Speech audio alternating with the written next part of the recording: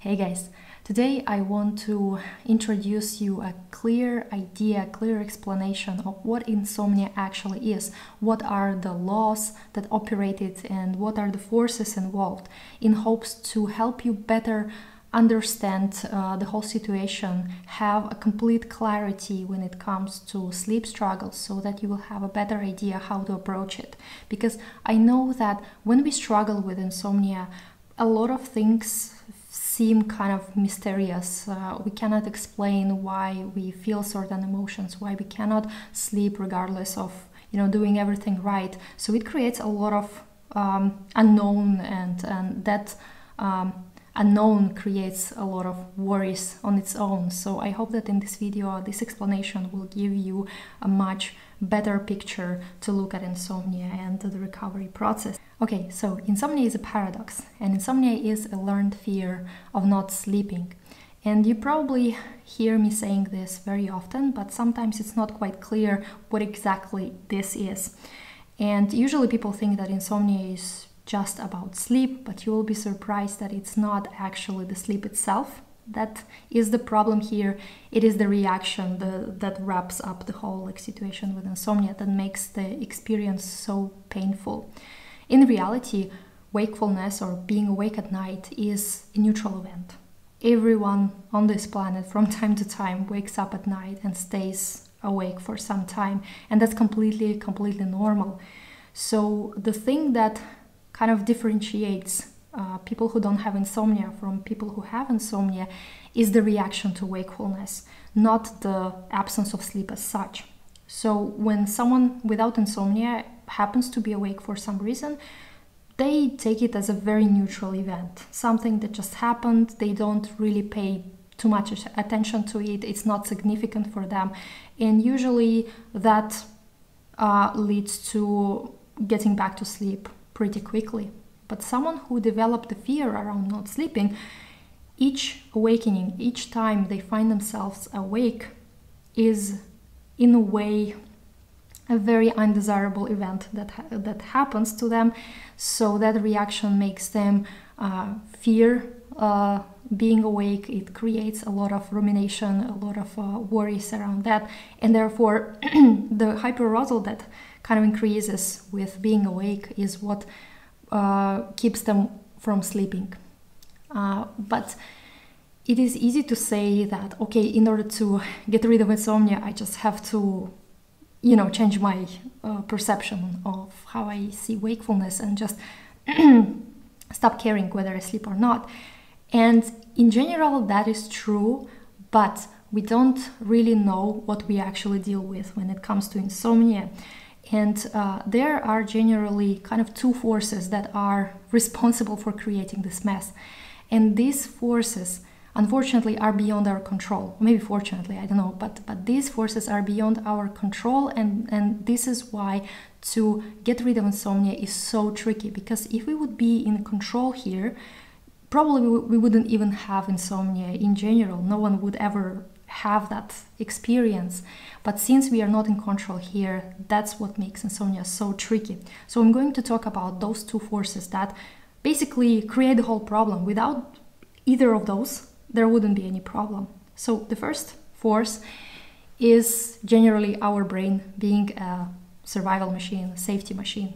So if you imagine as something like a smoke detector, we all come here with a built-in smoke detector, a safety alarm that is installed in us, and it's evolutionarily needed for our survival. So that alarm, once it registers any potential threat, even notion of threat, it kind of like launches the reaction, and we usually call those reactions fight, flight, or freeze response.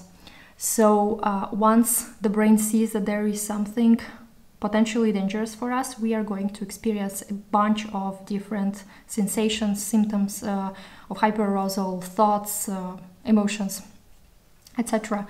And once it sees that, okay, the danger is no longer there, that response kind of subsides. And this feature of our brain, that safety mechanism, is automatic. We don't have direct access there. We cannot just shut down it at will.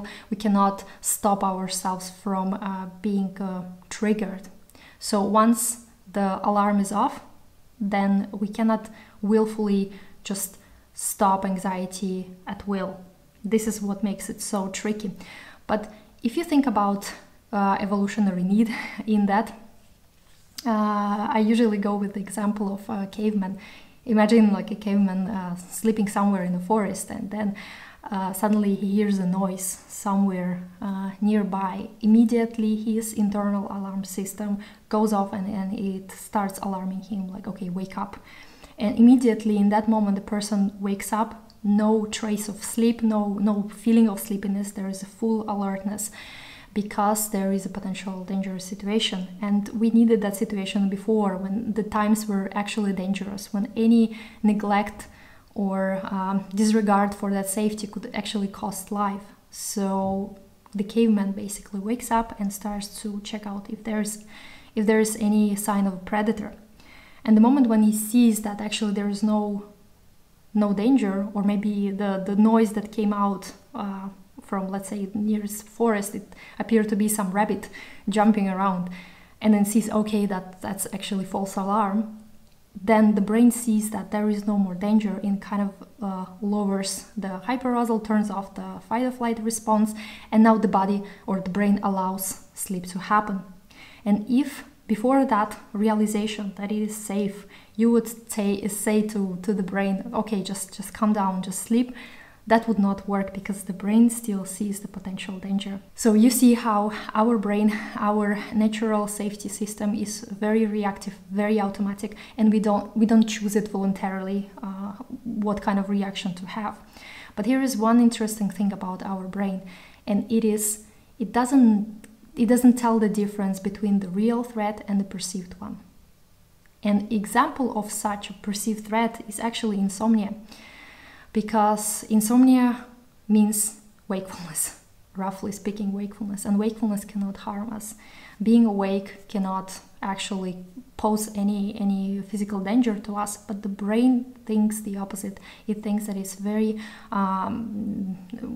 not good, it shouldn't be happening, and things like that. So it kind of creates the same reactions as if it would cause in, let's say, in the caveman.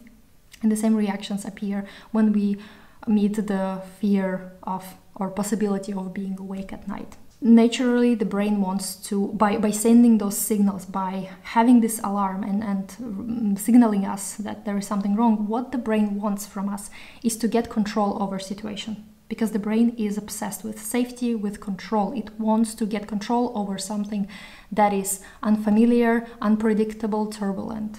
So it's like kind of go-to strategy, just get things under control, either by fighting directly with the source of the threat. Let's say when insomnia, like in the case of insomnia, we begin to use or have some proactive behavior. We start taking melatonin or try like different supplements. We do exercises or try to do some meditations, breathing exercises, things like that, just to basically fall asleep. Or it could be this kind of flight response where the brain kind of like tries to avoid any sleep disruption that might happen, and usually people begin to avoid coffee or avoid some evening gatherings and things like that. Or it could be even a freeze situation when you just get frozen. It's quite an unpleasant state to be, because the person basically just doesn't know what to do and actually hopes to wait it out. And all of those strategies have the same kind of purpose: to get the situation under control as soon as possible. Okay, so that was the force number one. Our brain being super powerful safety machine that wants to get things under control. Now, the second force that plays out during insomnia is the nature of sleep. And the nature of sleep is completely passive, and sleep cannot be controlled. And that means that whenever we apply any pressure, any desire to make sleep happen, sleep disappears. It cannot be controlled in principle.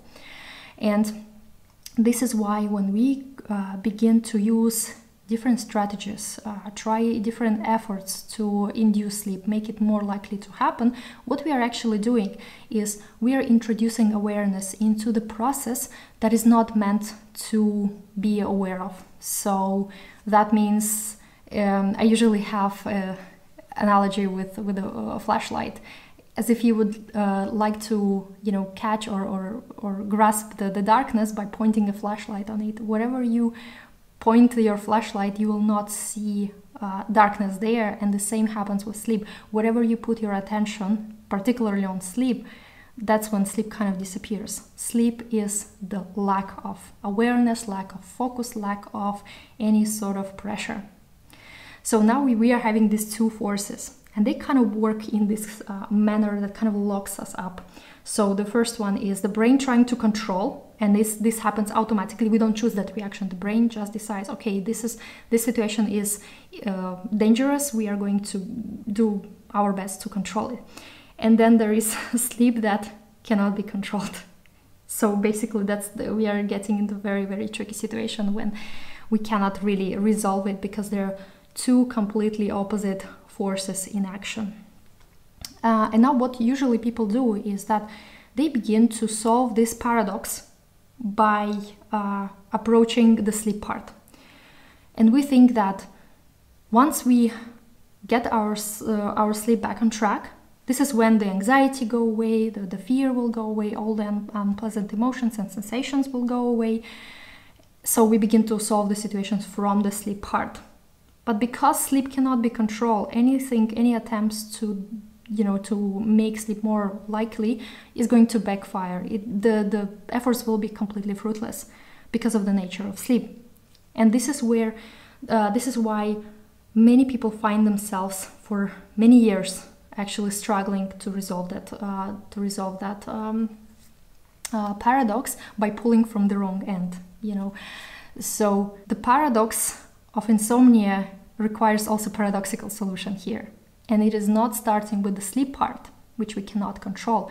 It is actually starting to see what makes our internal alarm get triggered, and then to work on calming that down, to signal in the brain that we are safe. And the first kind of thing that we need to know, we cannot do it at will. We cannot just confront our anxiety with force, because again, we don't have control here.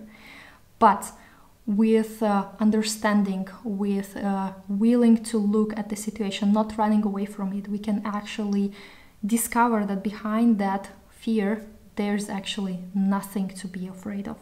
Because in reality, sleep is always yours. The sleep as a mechanism cannot be unlearned. It cannot be broken. And the only thing that masks it is the hyperarousal that's created by that fight or flight responses. But in reality, behind that layer of pressure, of that hyperarousal, there is a perfectly functioning ability to sleep. And what I find that usually the source of that trigger for the brain to problem solve sleep is some sort of a belief that not sleeping is bad or feeling anxiety is bad. So there is a certain set of conditions that kind of make us not like wakefulness. And in reality, when we try to shift that perception, when wakefulness no longer is seen as something really bad, it's not seen as an enemy, but rather a friend, this is when the brain kind of sees that things aren't actually that bad, and it naturally lowers its safety system. And that's what basically the whole journey is about, showing the brain that it is safe through acceptance, through awareness, through education, through self-kindness, because we need to somehow communicate back to the brain that, first of all, we hear its signals, we are not running away from it, because when we decide we no longer want to feel the hyperarousal, we no longer want to have anxiety, the brain will start sending even more of that because it thinks that we are not really listening. But the moment when we show that, yes, we hear it, we understand it, we know where it comes from, and at the same time, we show our mind that wakefulness does not have to be a torture. It can be a time where we can spend, on ourselves. And then when sleep happens, then it happens. If it doesn't happen, that's also okay. And the process looks very bumpy. It's not a smooth ride. I haven't seen anyone who did it in, you know, a very upward progress, because it's usually like a process with tons of ups and downs. And this is how the brain gradually learns that it is safe, by experiencing hyperarousal and then seeing that behind that hyperarousal there is no actual threat. So just to recap what I just said. So insomnia is a paradox, consists of two things. First one, the brain trying to get things under control, automatic reactions.